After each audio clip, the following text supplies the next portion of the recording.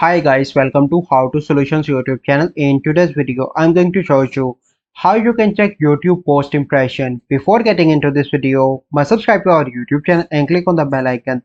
The first step you need to do is to open YouTube. Once you open YouTube, you simply need to click on your channel icon on the top right, and then you need to click on YouTube Studio. So once you are in YouTube Studio, you simply need to click on Analytics.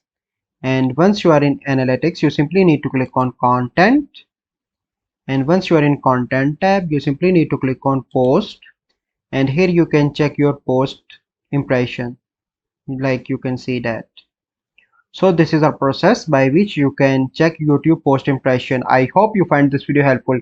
If you find this video helpful, must like this video, subscribe to our YouTube channel for future videos. We'll see you in the next video.